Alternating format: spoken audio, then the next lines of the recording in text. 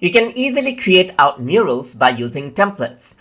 So to do that, you can go around and click on templates right here. And here you will be able to see different types of templates that you can use.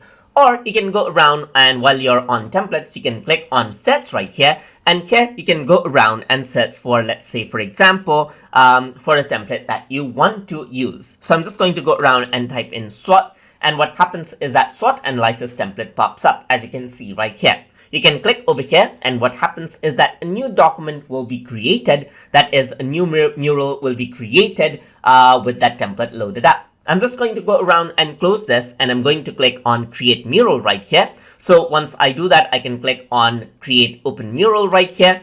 And once you do that, you can see template pops up from over here as well. So over here as well, you can go around, scroll down and choose a template as you wish, or you can go around and type in a template of your choice over here in the search area, and then click on that particular template and click on create mural. And what happens is that the mural gets generated, as you can see, according to the template, and you will be able to go around and make changes to this particular mural in the way you want. And that is how you can use out templates inside of Mural. So hope you guys learned something as always. And as always, please like, comment, share, and subscribe.